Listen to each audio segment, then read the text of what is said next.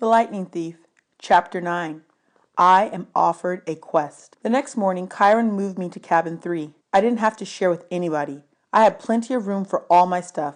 The Minotaur's horn, one set of spare clothes, and a toiletry bag. I got to sit at my own dinner table, pick all my own activities, call lights out whenever I felt like it, and not listen to anybody else. And I was absolutely miserable. Just when I'd started to feel accepted, to feel I had a home in cabin 11, and I might be a normal kid, or as normal as you can be when you're a half-blood, I'd been separated out as if I'd had some rare disease. Nobody mentioned the hellhound, but I got the feeling they were all talking about it behind my back. The attack had scared everybody. It sent 2 messages.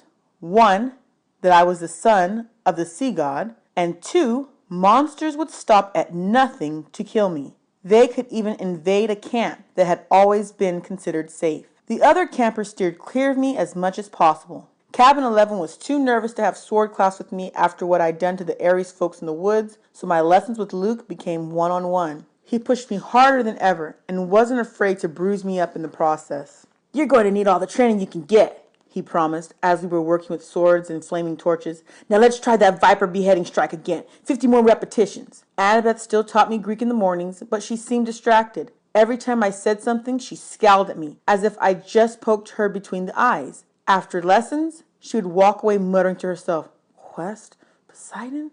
Dirty, rotten. Got to make a plan." Even Clarice kept her distance, though her venomous looks made it clear she wanted to kill me for breaking her magic spear. I wish she would just yell or punch me or something. I'd rather get into fights every day than be ignored. I knew somebody at camp resented me because one night I came into my cabin and found a mortal newspaper dropped inside the doorway, a copy of the New York Daily News, open to the Metro page. The article took me almost an hour to read because the angrier I got, the more the words floated around on the page. Boy and Mother Still Missing After Freak Car Accident by Eileen Smythe. Sally Jackson and son Percy are still missing 1 week after their mysterious disappearance. The family's badly burned 78 Camaro was discovered last Saturday on a North Long Island road with the roof ripped off and the front axle broken. The car had flipped and skidded for several hundred feet before exploding.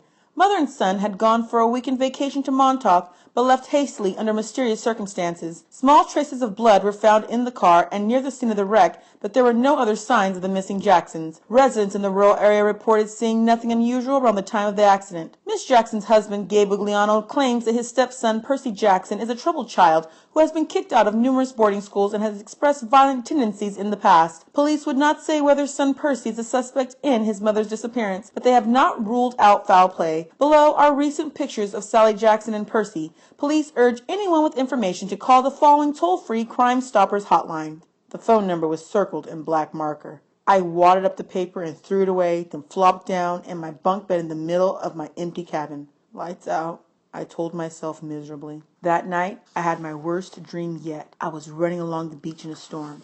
This time, there was a city behind me. Not New York. The sprawl was different. Buildings spread farther apart, palm trees and low hills in the distance. About 100 yards down the surf, 2 men were fighting. They looked like TV wrestlers, muscular with beards and long hair. Both wore flowing Greek tunics, one trimmed in blue, the other in green. They grappled with each other, wrestled, kicked, and headbutted, and every time they connected, lightning flashed. The sky grew darker, and the wind rose.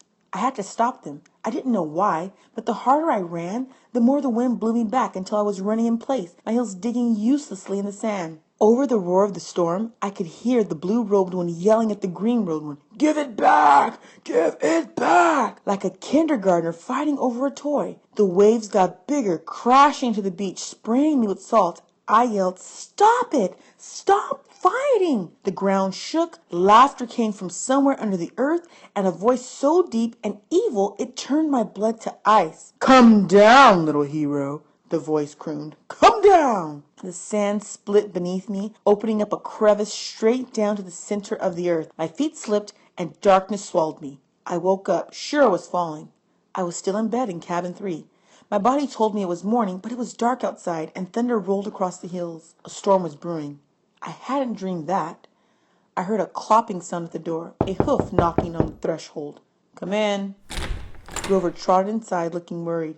"Mr. D wants to see you." "Why?" "He wants to kill... I better let him tell you. Nervously, I got dressed and followed, sure that I was in huge trouble. For days I'd been half expecting a summons to the big house. Now that I was declared a son of Poseidon, one of the big three gods who weren't supposed to have kids, I figured it was a crime for me just to be alive. The other gods had probably been debating the best way to punish me for existing, and now Mr. D was ready to deliver their verdict. Over Long Island Sound, the sky looked like ink soup coming to a boil. A hazy curtain of rain was coming in our direction. I asked Grover if we needed an umbrella. No, he said. It never rains here unless we want it to. I pointed at the storm. What the heck is that then? He glanced uneasily at the sky. It'll pass around us. Bad weather always does. I realized he was right. In the week I'd been here, it had never been overcast. The few rain clouds I'd seen had skirted around the edges of the valley. But this one was huge. At the volleyball pit, the kids from Apollo's cabin were playing a morning game against the satyrs. Dionysus' twins were walking around in the strawberry fields, making the plants grow. Everybody was going about their normal business, but they looked tense. They kept their eyes on the storm. Grover and I walked to the front porch of the big house. Dionysius sat at the pinnacle table in his tiger-striped Hawaiian shirt with his Diet Coke, just as he had on my first day. Chiron sat across the table in his fake wheelchair. They were playing against invisible opponents, 2 sets of cards hovering in the air. Well, well, Mr. D said without looking up. Our little celebrity. I waited. Come closer, Mr. D said, and don't expect me to kowtow to you, mortal, just because old Barnacle-Beard is your father. A net of lightning flashed across the clouds. Thunder shook the windows of the house. Blah, blah, blah, Dionysius said. Chiron feigned interest in his pinochle cards. Grover cowered by the railing, his hooves clopping back and forth. If I had my way, Dionysius said, I would cause your molecules to erupt in flames. We'd sweep up the ashes and be done with a lot of trouble. But Chiron seems to feel this would be against my mission at this cursed camp to keep you little brats safe from harm. Spontaneous combustion is a form of harm, Mr. D, Chiron put in. Nonsense, Dionysius said. Boy wouldn't feel a thing. Nevertheless, I've agreed to restrain myself. I'm thinking of turning you into a dolphin instead, sending you back to your father. Mr. D, Chiron warned. Oh, all right, Dionysius relented. There's one more option, but it's deadly foolishness.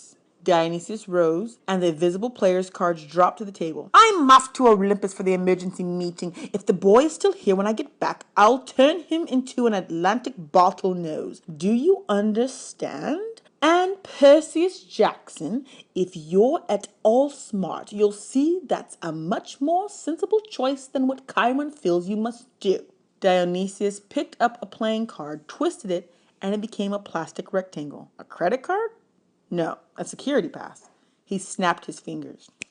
The air seemed to fold and bend around him. He became a hologram, then a wind, then he was gone, leaving only the smell of fresh pressed grapes lingering behind. Chiron smiled at me, but he looked tired and strained. Sit, Percy, please. And Grover. We did. Chiron laid his cards on the table, a winning hand he hadn't gotten to use. Tell me, Percy, he said. What did you make of the hellhound? Just hearing the name made me shudder. Chiron probably wanted me to say, heck, it was nothing. I eat hellhounds for breakfast. But I didn't feel like lying. It scared me, I said. If you hadn't shot it, I'd be dead. You'll meet worse, Percy, far worse before you're done. Done with what? Your quest, of course. Will you accept it? I glanced at Grover, who was crossing his fingers.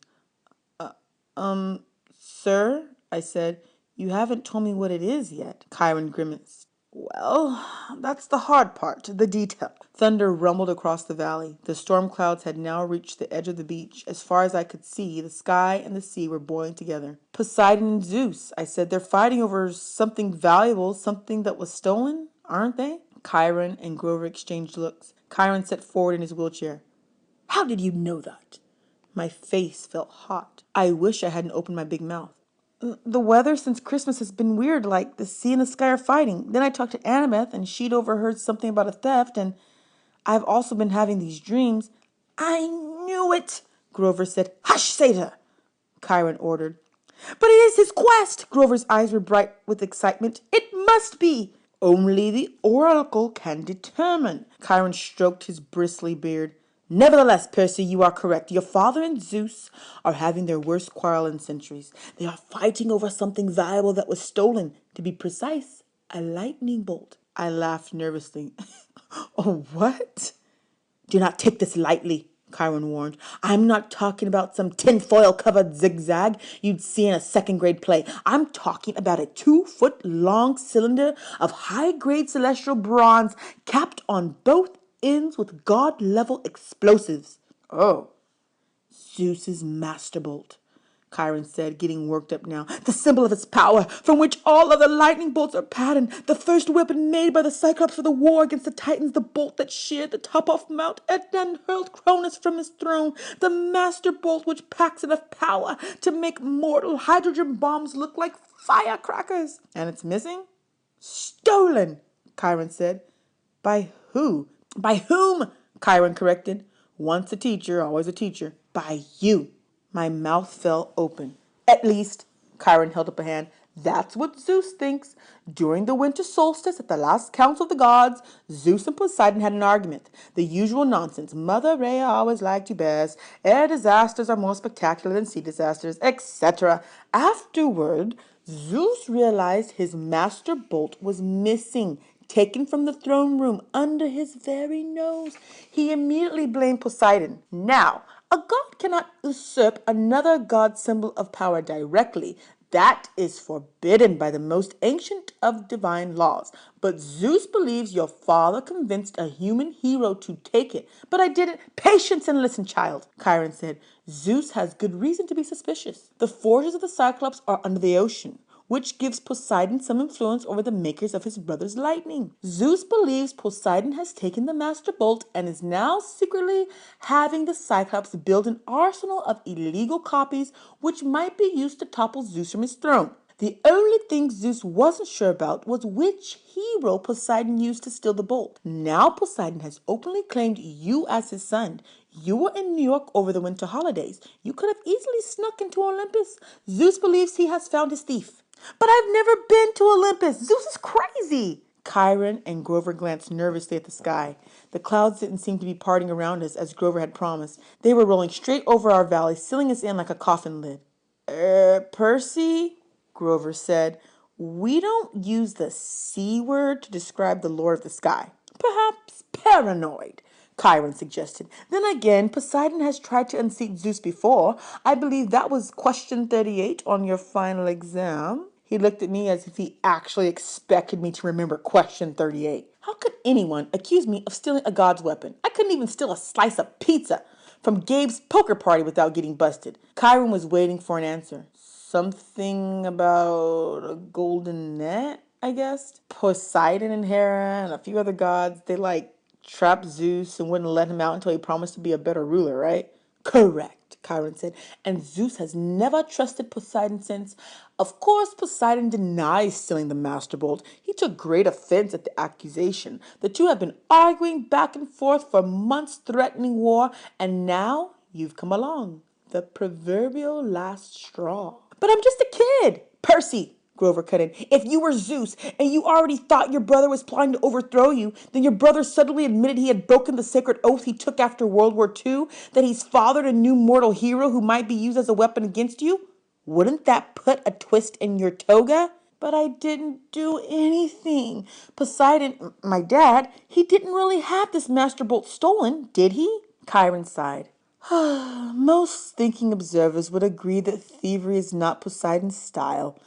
But the sea god is too proud to try convincing Zeus of that. Zeus has demanded that Poseidon return the bolt by the summer solstice. That's June 21st, 10 days from now. Poseidon wants an apology for being called a thief by the same date. I hoped that diplomacy might prevail, that Hera or Demeter or Hestia would make the two brothers see sense. But your arrival has inflamed Zeus's temper. Now neither god will back down unless someone intervenes, unless the master bolt is found and returned to Zeus before the solstice. There will be war. And do you know what a full-fledged war would look like, Percy? Bad, I guessed. Imagine the world in chaos.